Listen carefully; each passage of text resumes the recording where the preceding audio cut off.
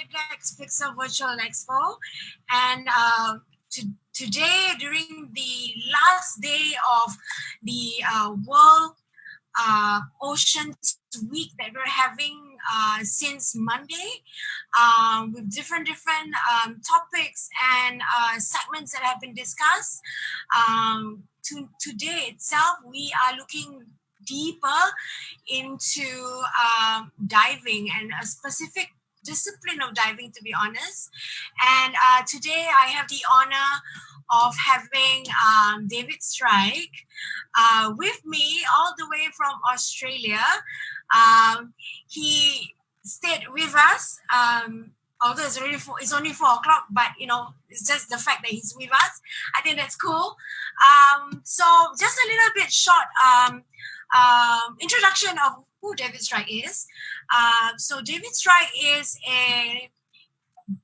has a background in military, commercial, and recreational and technical diving experiences.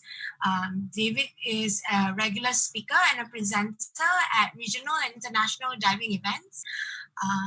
Being a former field editor for Asian Diver magazine, he has authored several hundred articles about diving and organized several world-class technical diving events.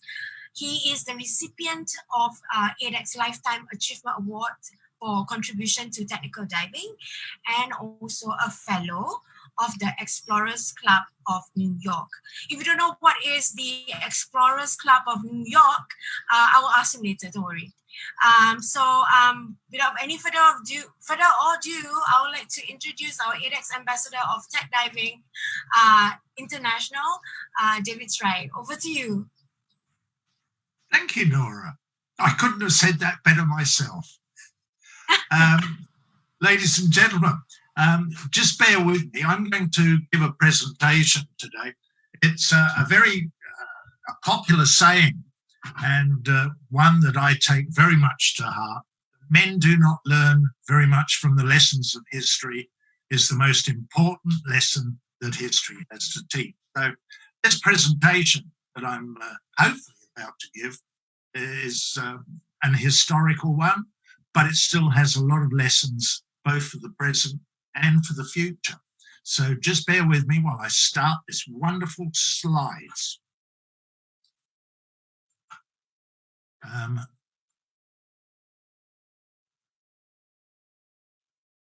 we'll just... So hopefully, ladies and gentlemen, you can see Breaking the Barrier, the world's deepest dive. So divers have always longed to go deeper and further in their exploration. And their ability to do so safely is always going to depend on their understanding of the risks and their ability to reduce those risks to an acceptable and manageable level.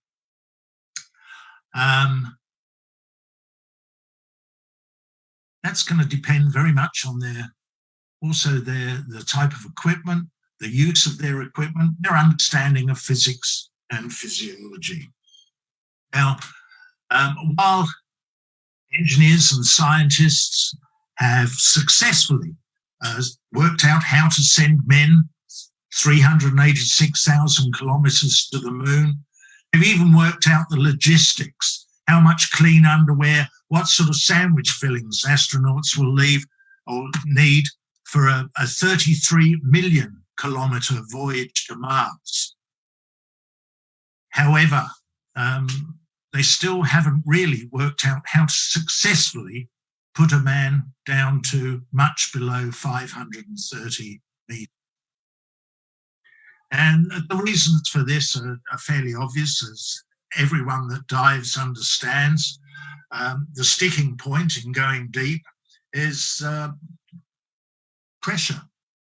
And pressure has strange and wonderful effects on the gas that we breathe, notably air. The nitrogen in it becomes narcotic at relatively shallow depths. Nitrogen also leads to that complaint, the bends. There's also the problems of carbon dioxide buildup And not least, the fact that oxygen itself becomes toxic at depths, or oxygen content of air becomes toxic at depths of about 66 meters. So looking for a suitable gas for divers to breathe in order to go deeper is a problem in search of a solution. And that's pretty much what this talk is all about. So bear with me now while we just go back a little way through into some history. Through until the 1970s, most of the research into diving, deep diving, was paid for by big government budgets into the military. Throughout the 30s, the 40s, on into the 50s, the deep diving experiments and studies undertaken by the British Royal Navy and by the US Navy had a very practical purpose. And by the 1930s, the deepest depth to which a diver had been was little more than 300 feet, and then for only a very few minutes. And the purpose of getting a diver down deep was to render assistance to sunken submarines. This was the practical purpose. It wasn't to see how many hairs they had on their chest or going deep merely for the sake of going deep. It had that very practical purpose to it. So by the 1930s, 300 feet. And that was, a diver went down, eyeballed what it was that he had to look at, which was actually a submarine, and came back up again. That was it. He wasn't capable of performing meaningful work when he did get there. So this was something that was to change with the introduction of breathing mixtures better suited to deep diving than was air. And in 1919, an American professor, Professor Thompson, and this was the guy, by the way, that invented the cream separator and a host of other wonderful inventions. He studied the effects of helium on animals and was of the opinion that low solubility and an inert gas, this was a suitable replacement for the nitrogen in air. That was in 1919. But it was quite a few more years before experiments started to get underway, undertaken by the US Navy. And by 1937, they had really advanced. The US Navy had succeeded in putting a diver down to 500 feet, or a simulated depth of 500 feet inside a decompression chamber. But there were also other people interested in helium. One of them was a student at the MIT, a guy by the name of Max Knoll.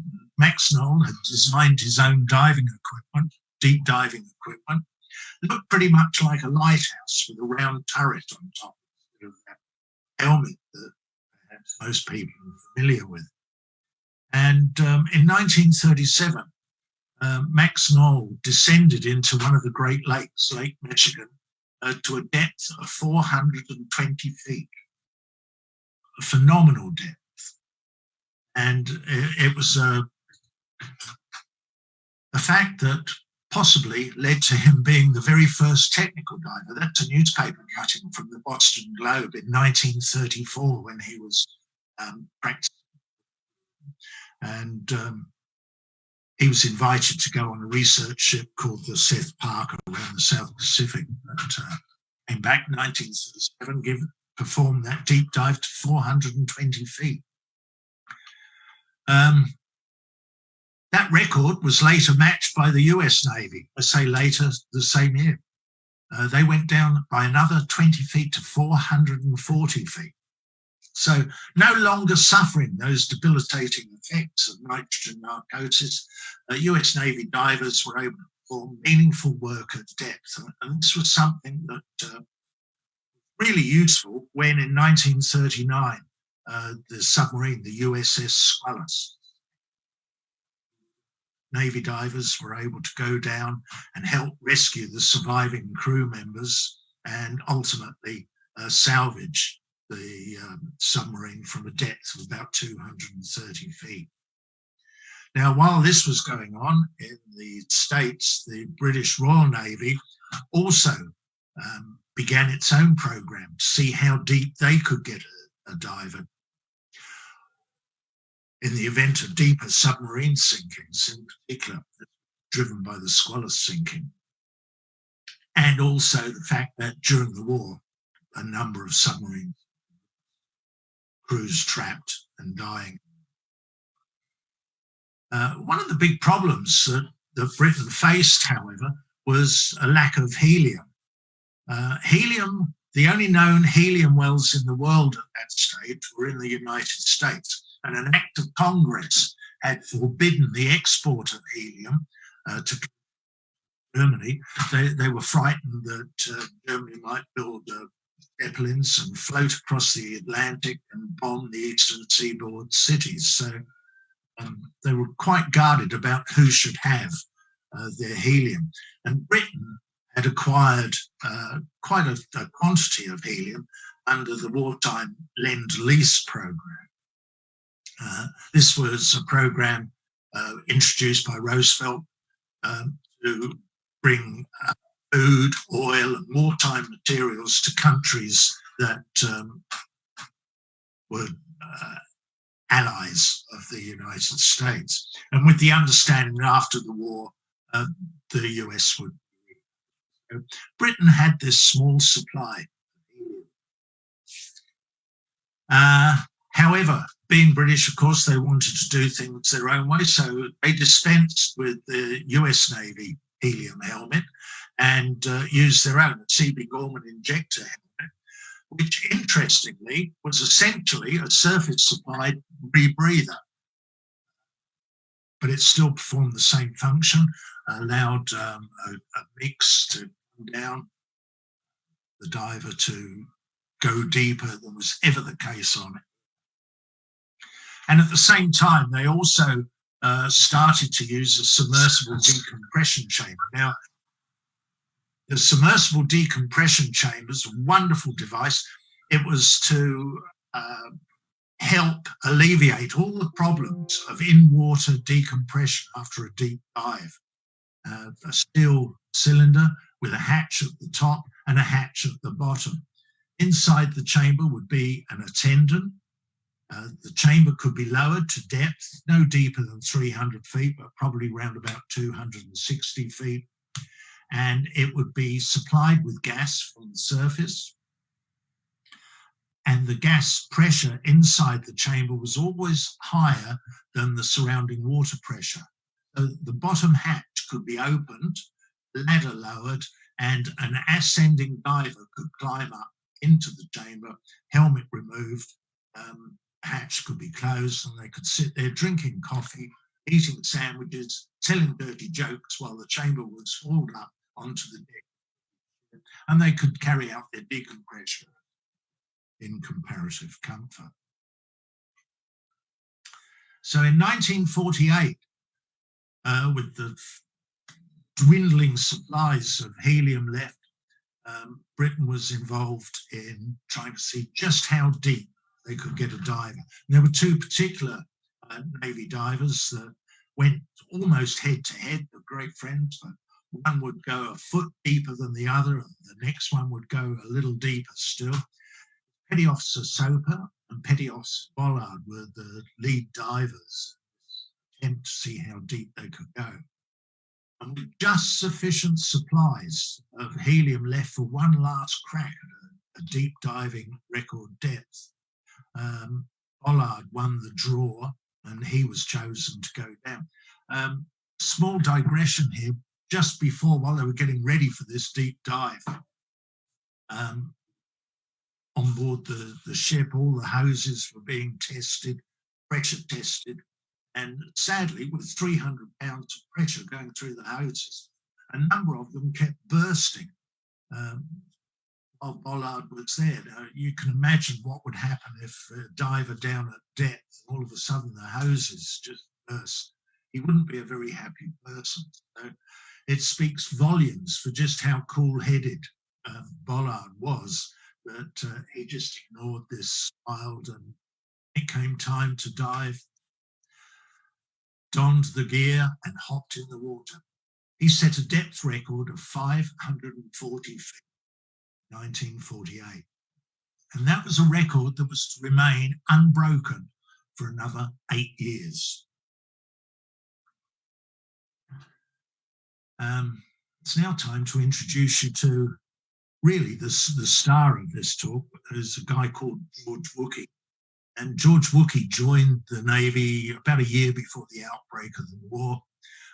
He volunteered for submarine service, saw service in the North Atlantic and the English Channel. And in 1944, he became a diver, as a diver.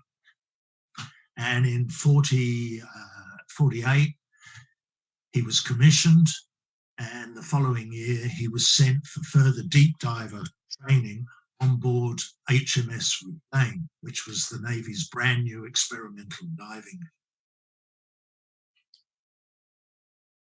Now, submarines obviously were at the core of all of these deep dives.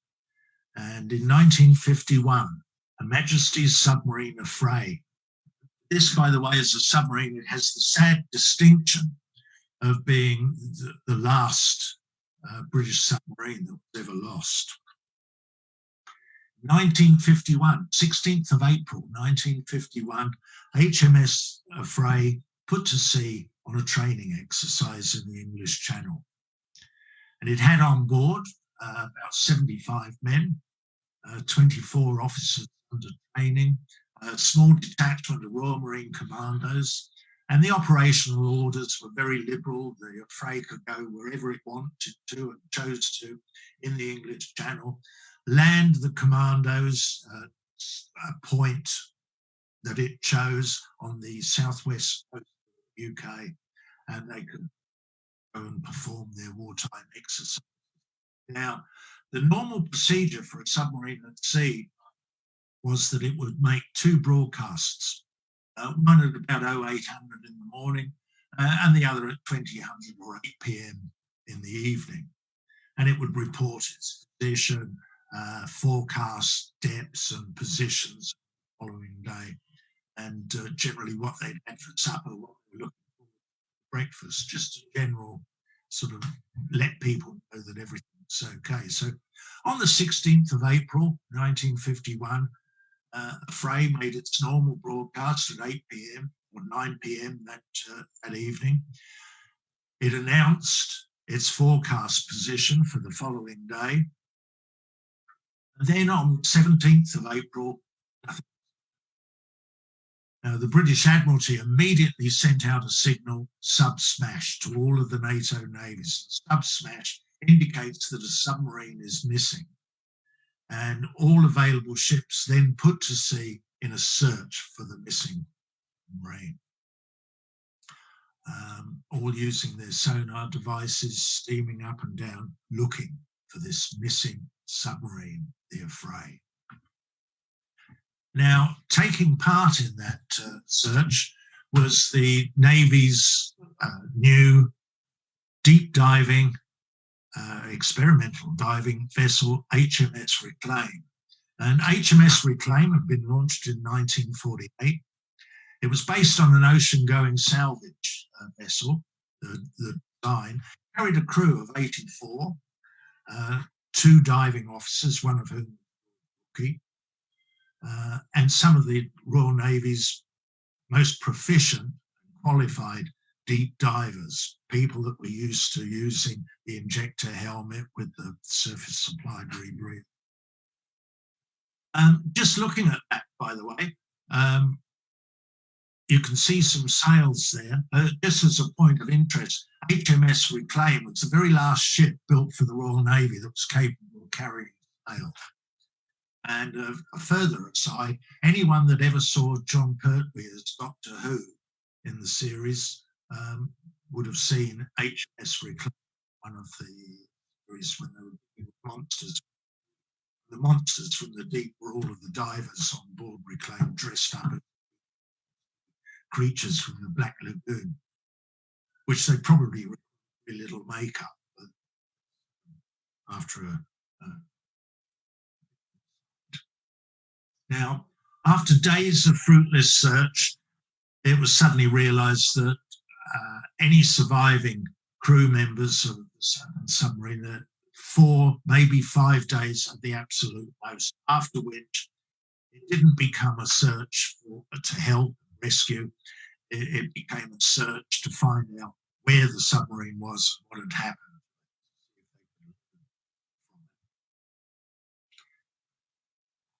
And that search continued over 3 months.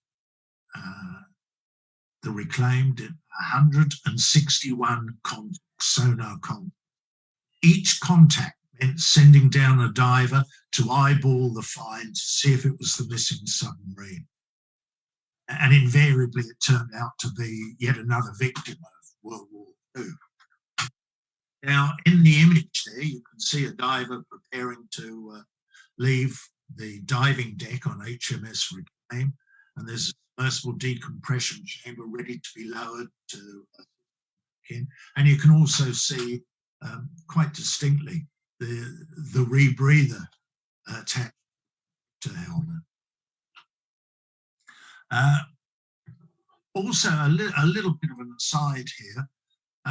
One of the divers went down, their breast rope and air hose attached, obviously. He went down to 200 feet and got snagged in the remains of another old wreck, nothing to do with the submarine, trapped. And they could hear up above what was happening via the intercom and struggling. The carbon dioxide started to build up. He started to get quite hysterical. They were struggling to try and help him up. And all of a sudden, the breast rope and communication broke away. They managed to haul that in. And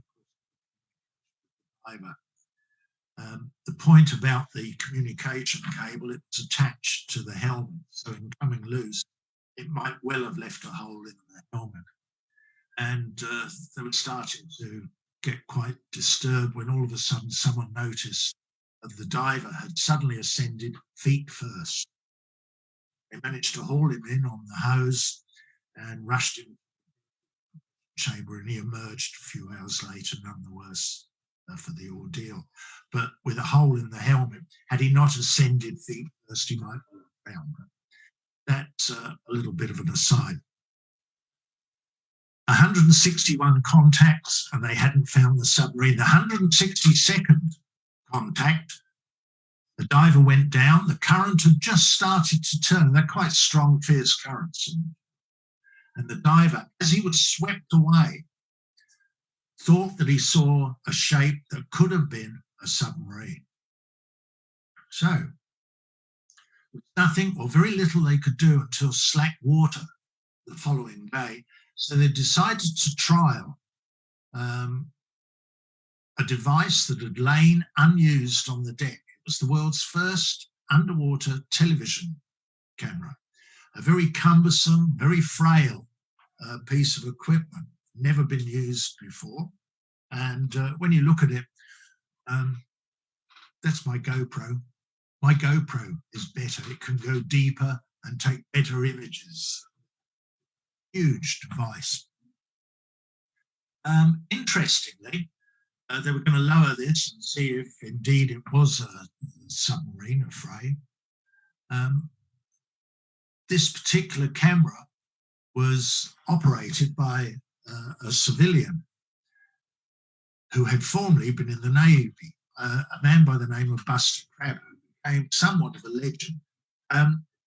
Here he is in Gibraltar in 1942, wearing state-of-the-art then diving gear, a Davis submarine escape apparatus, oxygen rebreather, nose clip, and they would have used a pair of goggles. Now, some of you might have noticed when I showed that picture of Soper and Bollard that Petty Officer Soper had a cigarette in his mouth. Crabbe has a cigarette in his mouth as well. I should point out that at one stage, cigarettes were very useful for divers for stopping fogging of the faceplate. If you dipped it in seawater and rubbed it over the faceplate, it prevented fogging. I'm not suggesting, by the way, that Buster Crabbe was using it for that. He was a very interesting person, wonderful story, all in its own right, and books. In fact, the book came out just last year, another book about his mysterious appearance. But he was somewhat of a legend. But he'd left the Navy, he was now a civilian, and he was working the underwater television camera. So, very carefully, the underwater television camera was lowered into the ocean while Buster and his assistant manned the monitor on the deck of HMS Reclaim to see what images the television would transmit. And as the camera descended, it was swept past this object that was obviously Marina Frey, the nameplate. And as the camera was swept away, they could also see that there was another device, the snorkel device, snapped off completely. And the snorkel was retrofitted to the submarine. A Frey had been built during the war. After the war, the German device, the snorkel, was fitted to it. And this was a device that the Germans used very successfully. It was telescopic. It could be raised above the surface of the water and allowed all of the air inside the submarine to manage without the submarine needing to come to the surface. So with the snorkel tube broken off, it was probably and obviously catastrophic flooding of the submarine, and that accounted for the fact that it was the first use of television, as I say, and television had proven its worth, or underwater television had proven its worth, in that they were able to identify the submarine. Now, possibly as a natural consequence of submarine sinking, there was a further emphasis on trialling new deep diving methods of submarine rescue and recovery. And as a qualified deep diver, Wookey was, in June 1956, again aboard HMS Reclaim for trials of the Navy's new experimental one-man observation. And the chamber was interesting. It did 37 dives down to a maximum depth of 1,060 feet. And it was perfect for observing what was down there. It had a number of viewing ports. However, it lacked any manipulative arms, so it wasn't able to render any positive assistance to a submarine. But it was very useful as an observation device because it was a one-atmosphere chamber. So at the same time that the observation chamber trials, they were also testing flexible suited divers, breathing helium using the CB injector helmet to see just how deep they could get them. And the existing decompression tables, however, proved absolutely inadequate.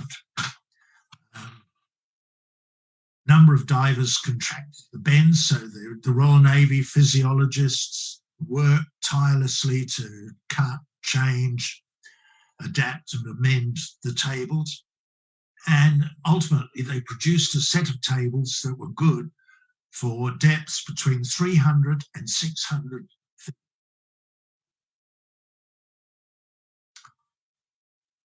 So at Fort William in Western Scotland, preliminary dives using these new tables were trialled. HMS Reclaim was used.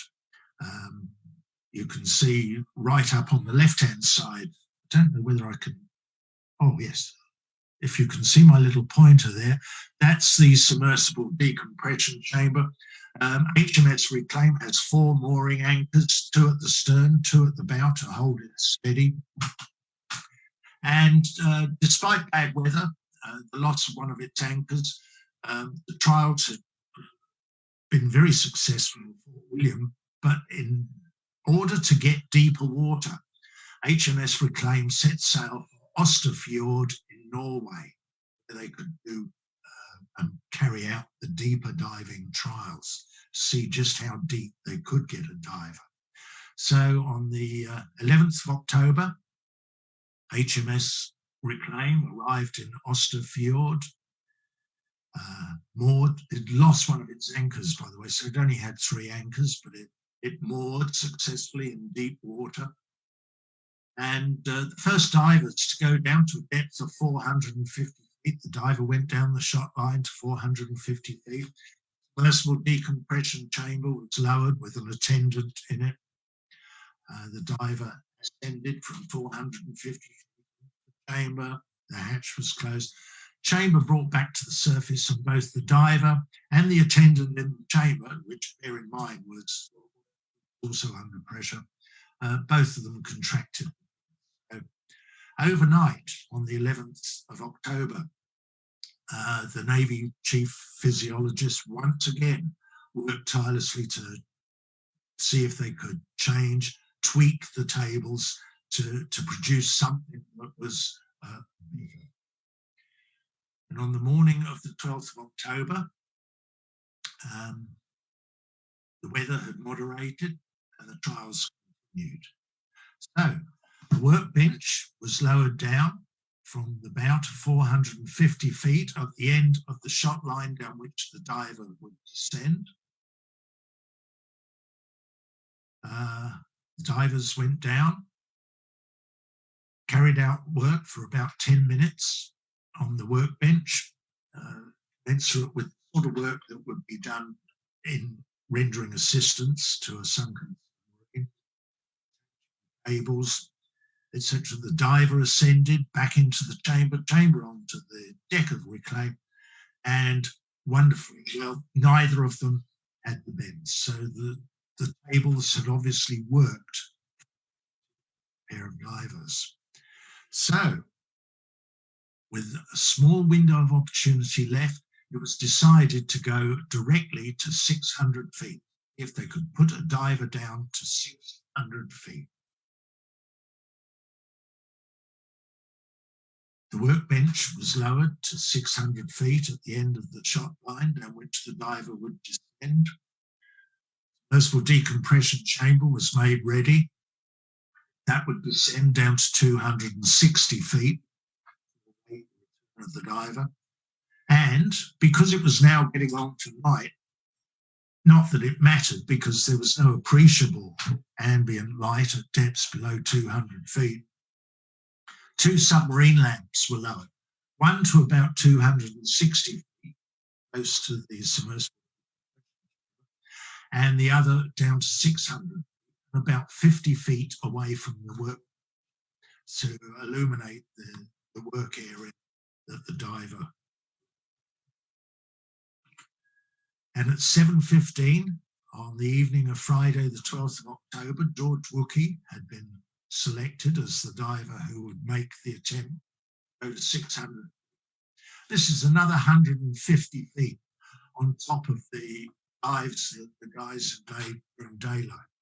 And he said it was windy, the wind was howling past the decks. Cold.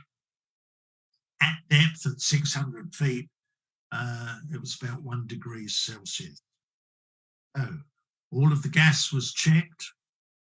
Everything was itemised, checked off, the checklist followed through, and Wookey was ready to. With the preliminaries over, the routine tests out of the way, he entered the water, watched as the submersible decompression chamber was lowered down to 260 feet, or 200 rather, where the attendant would await return from 600 feet. And I mentioned that the water temperature was 1 degree Celsius. You can see there that gloves were not even an option because he had to work. His task at 600 feet was to undo the shackles that the previous diver had attached to areas of the workbench, and then to make sure that the shackles didn't come undone, they'd been bound up with rigging wire. So George Wookie's task was to go to 600 feet, first time anyone had ever been to such a depth, with his undo the rigging wire and the shackles, and then successfully ascend. Now, as the submersible decompression chamber left the surface, Wookie entered the water. Now, the normal deep diving routine, the diver would descend to 120 feet, breathing air supplied from the surface, and he would halt at 120 feet. At that depth, the breathing mixture, the composition of the breathing mixture would be changed to his bottom depth. And here it was 91% helium and 9% oxygen was the mix that he was given. As soon as the gas changeover had taken place, Wookie started his down. And at 600 feet, 183 meters, he arrived at the workbench, started work. And after about 12 minutes, having completed the task, he was ordered to come up. Now, bear in mind, there's these hoses coming down, an enormous weight hoses, the gas supply from the surface, the breast rope and the communication rope, which you can see over on the right of the picture there, allowing him to talk. These were days, by the way, before helium scramblers came. So, from the point of view of those people on the surface, it was very difficult for Wookie to communicate meaningfully with them. All that the people would hear on the surface would be, and I'm sure everyone listening, at some stage or other, if they've ever been to a party where there are helium balloons, has opened one up and breathed in deeply and then started talking like Donald Duck. So Wookie was ordered to start his ascent. He climbed up on top of the workbench, ready to climb up the shot rope as the hoses were gradually pulled up of him. Unfortunately, the breast rope had got caught under the workbench. So as he was trying to ascend, he was dragged down and down as the people on the surface pulled up the breast rope and the hose. He was trapped beneath the workbench, obviously making it very, very difficult for those on the surface to understand, although after a while, the constant noise of someone saying, in a very polite manner, I'm certain, please slacken off the hoses. Ultimately, they got slackened the hoses, and Wookie was able to climb onto the bench and then his ascent. He got up to 260 feet, and that was his first decompression stop for 12 minutes. And then he ascended by 10-foot intervals to 220 foot, where the submersible decompression chamber was awaiting his arrival. And this is an image courtesy of the submarine light that had been lowered earlier. This is by the attendant in the chamber, looking out through the open hatch and the ladder. This is Wookie on the ladder, ready to ascend into the chamber. So as soon as he was on the ladder, the submersible decompression chamber was raised by another 10 feet, and Wookie climbed inboard. The helmet was removed, the cables were released, hoses and breast rope pulled to the surface. The helmet was taken off. He climbed in. The hatch was closed, and drinking coffee, eating sandwiches, telling dirty stories, the chamber gradually was hauled up onto the deck of HMS Reclaim. And in total, that took about 6 hours for him to ascend. And at the end of 6 hours, the top hatch was opened. And as he emerged, all of a sudden he felt this mighty pain right the way across his shoulder. And he was yanked bodily out of the chamber, rushed to the deck decompression chamber, and underwent another further 5 hours of therapeutic decompression, after which he dragged himself off to a hot bath. Probably not the wisest thing he'd done, but he said he was just so cold. He said his fingers were the size of sausages and literally unable to feel anything. So he'd proven that it was possible for a flexible suited surface supplied diver to do useful work, perhaps crucial for a sunken submarine, in depths that in the past had never been achieved. And when you think about it, 600 feet, probably a lot of the continental shelves round about depth anyway. So hopefully, you know, most sunken submarines would then be in reach. And for this wonderful effort, Wookie, by the way, is the guy circled in red that you can see there. For this wonderful effort, he was awarded an MBE. That was in October 1950.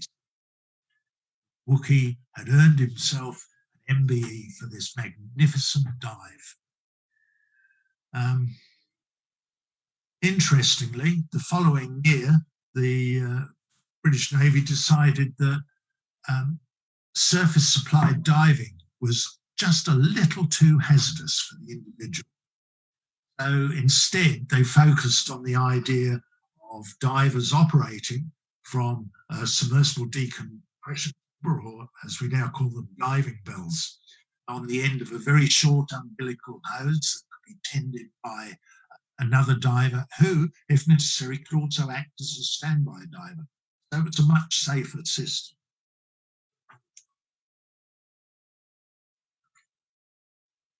Now, to mark the 50th anniversary of the record-breaking dive, in 2006,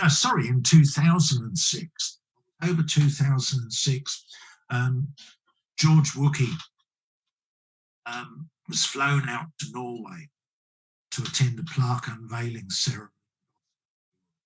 I should have said, by the way, that just going back, Wookie served in the Navy through until 1966, and it's when I first met him in Malta. And he left the Navy, he bought an old motor fishing vessel and sailed it out to Western Australia, where he made his home. So in October 2006, he and his wife were flown to Osterfjord for the unveiling of a plaque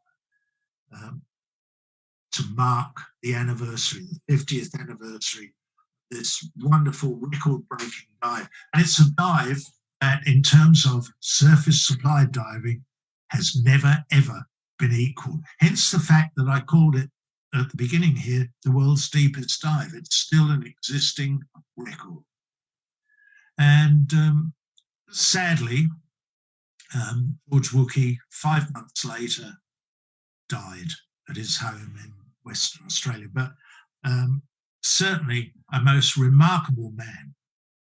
Now, today, technical divers exploring caves, deep shipwrecks, occupational divers working in the offshore oil industry, all breathe gas mixture based on those early experimental dives. However, gas itself obviously has its limitations. The deeper the depth, the greater the density of the breathing medium, to the point where the very act of breathing becomes difficult and then nothing. So it's at that point that divers, in order to go deeper, will revert back to again breathing a modified air mix when using new generation of 1 atmosphere suits. So devices, by the way, that share very similar characteristics to those astronauts. So that lady was, ladies and gentlemen, was a little foray into diving history that I hope you found interesting. He's certainly one of the most fascinating characters that I've ever met, and the people that he knew, that he came into contact with, all of them had wonderful stories of their own to tell, including that guy that I mentioned earlier, Crab. another very, very delightful story. So, ladies and gentlemen, at this point, let me say thank you very much, and thank you, ADEX.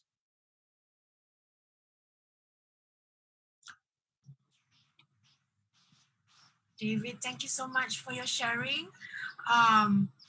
We've learned so much from that story that you have actually shared with us. From a very bulky looking scuba diving gear to a very lean and almost sci-fi looking equipment and gears all together. So let's just see. We do have any questions at the moment. Oh. You had a question, did you say? Later, I need to play a film. It's already in Vimeo. Okay. So this Gareth Locke, right? Sorry? Sorry, David. So there's one question here.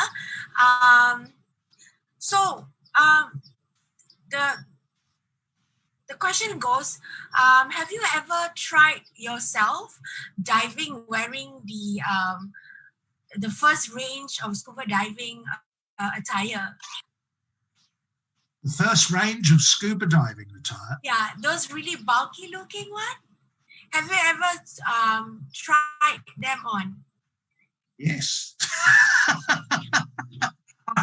I'm sorry, I'm qualified in standard diving equipment, and one of my early claims to fame is that when I first used a single hose regulator, I did say it would never ever replace the twin hose regulator. This goes to show what a wonderful forecaster I am. But how was it actually? If you compare it to what it is, the technology it is now, and the technology is it then? Because I think you have experienced both. I have sorry, Laura.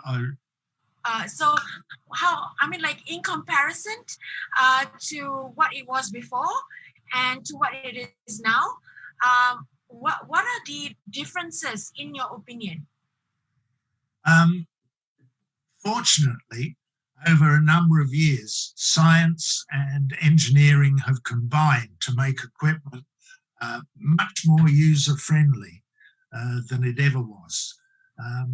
However, in the process, it's done away with that do-it-yourself school of diving, which